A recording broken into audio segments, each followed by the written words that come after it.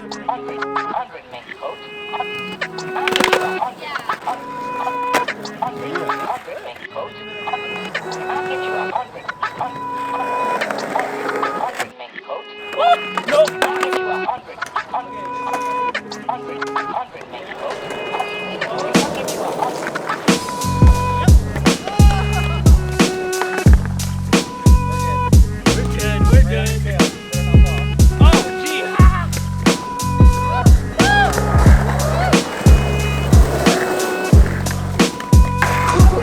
out, there's a rail here.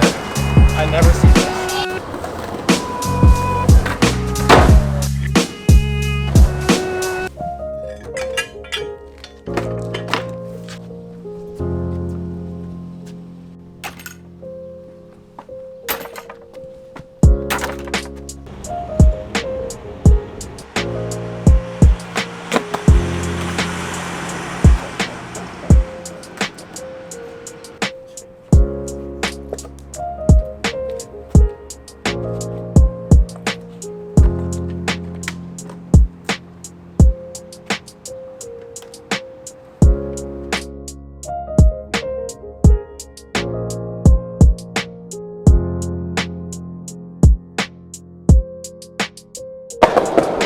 What are we doing today, Jared? We are helping our friend Matt Jans out with a program called SKATEBATS. It's for visually impaired skateboarders. Yeah, that's good. That was a good explanation. That's exactly what we're doing. We're gonna cut to the skate park right now. We just had to go quick coffee pit stop from the loophole. Bean juice. And then I want to turn through here, Kat. And then I want you to do this while front side. Oh. Is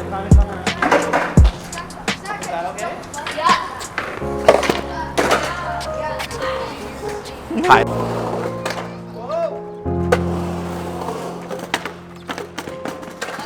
That's something.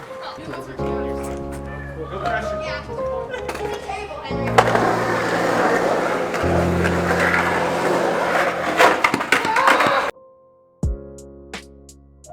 What's your name and age? Curtis Ruddle, and I am 16. I need complete silence while I fall into character. Have you guys seen 22 Jump Street? Yes. Okay, not funny. My name is Matt Jans, and I'm 32 years old. Awesome. Yeah, I'm old! My name is Jordan and I'm 10 years old. I'm Cassandra Ruddle and I'm 13 years old. And then can you explain your vision to us? It's blurry, like it can be blurry. I don't see very far. I can only see I can't see very far. It gets blurry. It can get really blurry and my eyes will always move everywhere.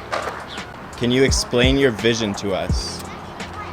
So that one's really difficult. I guess the simplest way to explain it is I have a condition called aniridia, which is essentially the loss of the iris, which is the colored part of your eye. And so they always refer to the iris as a window. It always will, whether it's bright out or dark, like if you're in bright light or if it's dark, it will open and close to filter out that light, and it won't be as sensitive to your eyes. So I don't have that. My eye is always essentially open in that sense, and so it's gathering all this light. So light is really good in a sense, because to be able to see detail and everything, which I can't see, but to see what I can, light is really good. But then also light can be too much, because I'm also photophobic, meaning too much light is really hard on them. When you look at it in numbers per se, I can see I have about 10% vision, and the doctor, so I can see so normal vision is 20 over 20. I can see about 20 over 200, meaning what you see from 200 feet, I need to be at least 20 feet to at least see it. Doesn't mean if it's a sign, I'll be able to read it. Doesn't mean if it's an object, I'll be able to tell what it is. That's just kind of an estimate of what I can see all around.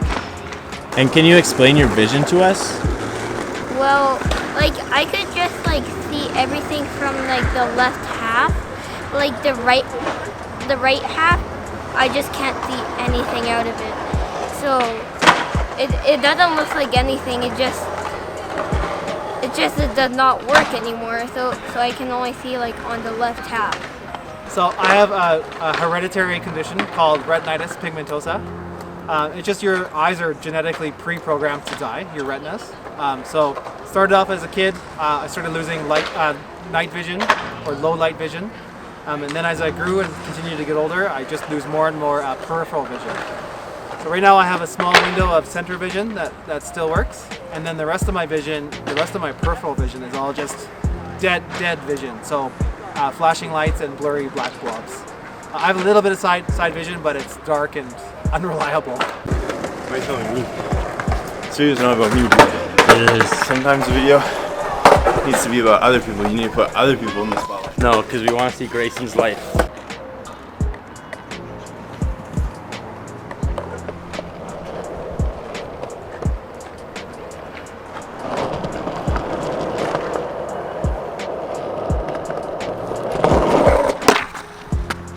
Okay, so we're out skateboarding with the SKATEBATS right now.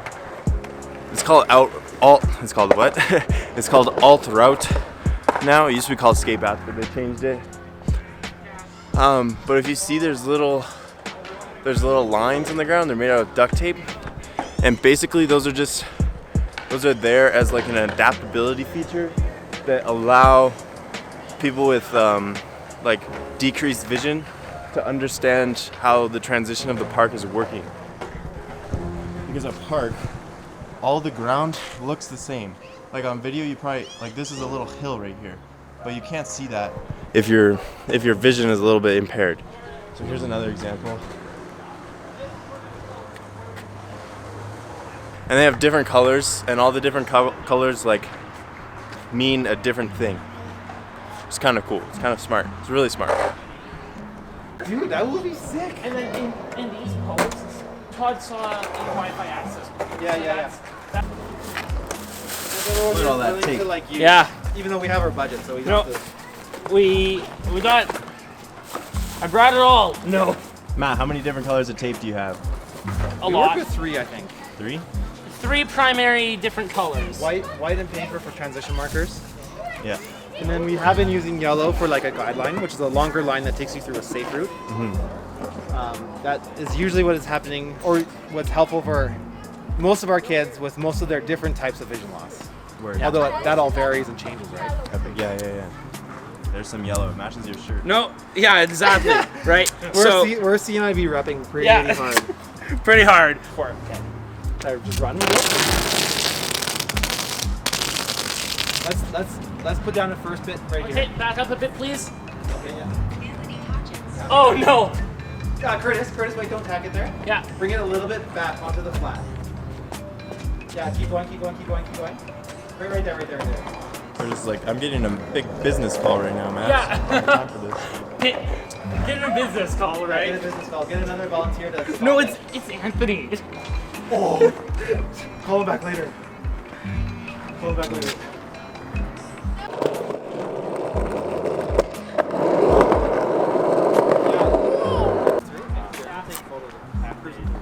Sponsored by duct tape. Duct tape, sponsor them. Thanks, Grayson. Yeah. Duct tape listens to me. They don't listen to us. Really? Yeah. Did you reach out to them? Yeah, we tried. So we'll start here. Yeah. Just to give you like a lead into it. Yeah, for sure. Just do the first patch to that line there. Because I don't want to stretch it to get in. Yeah. So right here. Hey.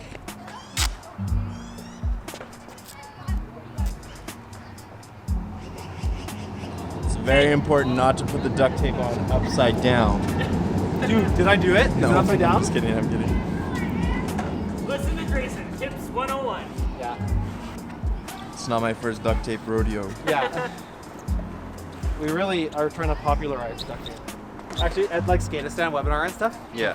they've been calling us the gorilla duct tapers. The gorilla duct tape. Like guerrilla warfare. Yeah. That's our new name. Yeah.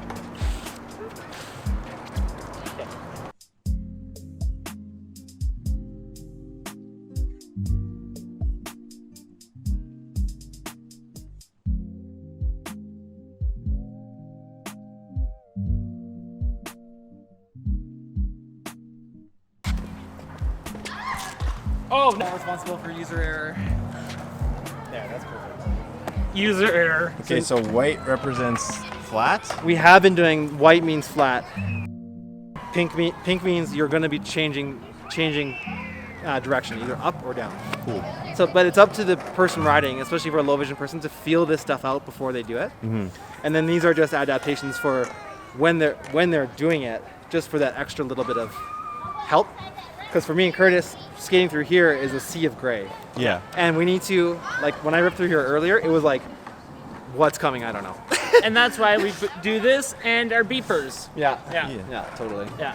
Okay, let's give it a shot. All right. I'm going to put a beeper here and then give it a shot. Yeah, let's go do it. Let's get Todd to do it with the beeper.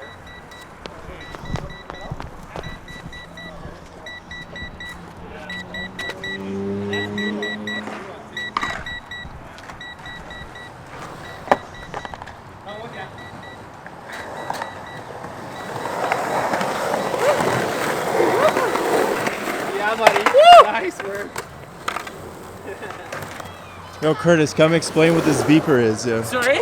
Come explain what this little thing is. Yeah. Yeah, for sure. In my hand here, Yeah. I have what we call a beeper box. So if I switch it on, you're going to hear it beeping. And so essentially we use this as an indicator. We're able to put it on specific obstacles, whether we want to hit them or not. We're able to use it as a auditory indicator of where things are, and then we're able to hit them if we want to, avoid them if we want, however it works. So right now we're using this on this bump as it blends in, and we can't see it. So let's get into it.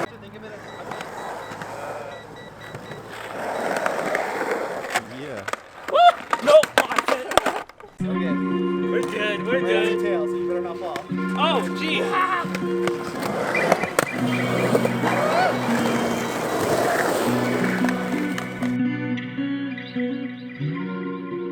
When we look at that, I think some of the difficulties I face just is uncertainty with the park. There's been a couple of times that I want to go out to different things, or there's different groups holding different events, and I've never been to any of these parks. And I'm like, I really would like to go, but I don't feel comfortable because I don't know the park. And that's one of my biggest things. So I think just the comfort level and being confident in going and doing it. So maybe that's just something we have to work on, and it's something that we have to work on with these parks to be able to make them accessible and being able to feel confident and all. Seeing like the ground when you're dropping off of a ledge. And like change in transition, would you Yeah. say? Okay, sweet. What challenges do you face at the skate park? I think for me, most skate parks are designed just with one color or with low contrast ramps. So I can skate, I can get around, but I have to do things by feel, or sometimes there's a ramp, you know, it's just I have to learn things by feel, which is a big challenge compared to just doing things visually. I think that's my number one challenge.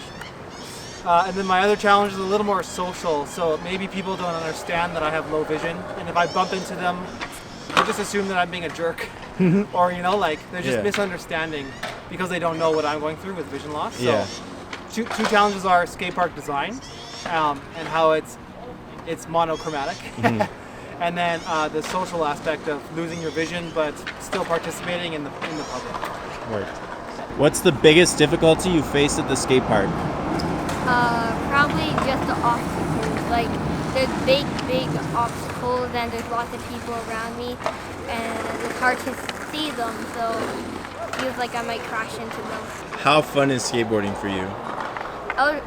On a scale of 10, I would rate it 9. 9. That's pretty good. Like I like it because it's fun, but like the part that I don't like about it is it's like I just see people do stunts and it just looks like ridiculous. And when I try to like, if sometimes when I like try to imagine or like do like a mini version of it, it's just weird. Awesome. Thanks, And man. hard. Watch out, there's a rail here. I never see this. We're going to the top of the park to get an overview of what's shaking. Hopefully we don't wake up any people that are sleeping up here. So skateboarding is in the Olympics. Oh, so skateboarding, Darren. Skateboarding is in the Olympics, we know that, right? Yes. And Olympics has a Paralympics, right? I hope so. They should.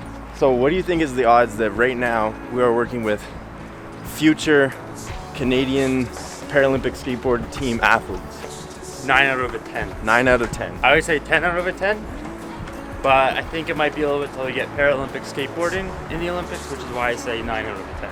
Okay, But if we get it in like, in the next couple of years, 10 out of 10. makes sense. Hey, Look, some fireworks. We have a few really promising kids who picked up out of nowhere and are doing super good. So I think, yeah, I'm very confident with my answer. me too, I would agree.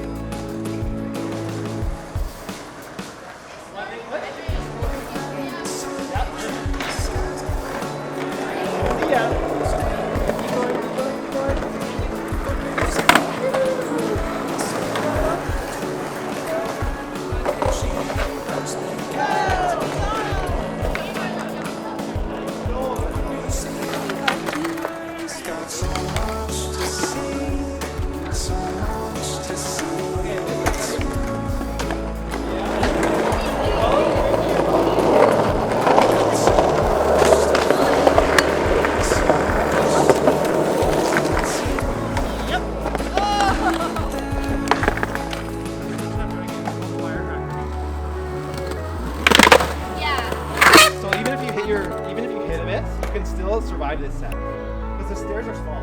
Yeah. Right? You want to see my... Yeah. You want to go to the tube box? Yeah. Yeah. That's good. What inspired you guys to start this program? So one thing I wanted to do was keep skateboarding, even though I'm losing my vision. So no matter how much vision I lose, I want to just keep skateboarding, much like Dan Mancina, Yeah. and Justin Bishop, and those guys. Yeah. So a long time ago, some friends of mine, Jason Dewick and Derek Epp, who work for Skate Life, they helped me start a club called SKATEBATS, which is a skateboard club specific for blind and visually impaired kids to approach and learn how to skateboard safely, which is where I met Me, Curtis. Yeah, so as Matt said, I started as a SKATEBATS student about 2 years ago, I believe it was, yeah. And since then, before then, I had never ever stepped on a skateboard. Never done it before. And I remember Matt vividly asking, "Are you sure you've never done this before? Because you're amazing." And he did right away. yeah, so right away, You also fell. I fell a lot, yeah, a lot, and really got into it. And I found this as something I really liked. And as Matt had said, he started SKATEBATS to continue with this. And I mean, it was really good. Like we're still using the tape that you were using. That's true. But there were some things that I felt I could offer something to, and I took my role as a CNIB Foundation National Youth Council member into play with this because I was able to receive some grant money, and so from that I then in turn approached Matt, and we started what we call now ALTROUTE, and we've combined SKATEBATS and ALTROUTE together to create this, where we create and implement adaptations into the skate park, so then we're able to continue to teach them how to skateboard safely and effectively. Yeah. So SKATEBATS is teaching and approaching skateboarding, and ALTROUTE is skate park Adaptations. Yeah. Where can we find more information about your programs? You can find us online at www.altroute.ca, as well as on Instagram as ALTROUTE Projects, as well as ALTROUTE Projects on YouTube. And then for my program, SKATEBATS, it's just www.skatebats.ca. And then on Instagram, at SKATEBATS. And Grayson will have that linked. It'll be like down there somewhere. Down here, yeah. Thanks, guys. Yeah. Alright, so that's a wrap for this week. I hope you guys enjoyed this video. I understand it's a little bit longer than what I'm used to posting. I've posted a couple long videos, but this one's definitely the longest one so far. But I think it was important to sort of capture everything that was happening this day and get a bunch of perspectives and viewpoints from everybody that was participating. And I hope overall that this video inspires you to maybe get out of your comfort zone a little bit, and seeing all these people and how they're stepping out of their comfort zone and breaking barriers for themselves, that maybe that inspires you to do the same thing in a different way. But anyway, that's all I have. I hope you have a wonderful week. Don't forget to tell your friends that you love them. More life and blessings. Goodbye.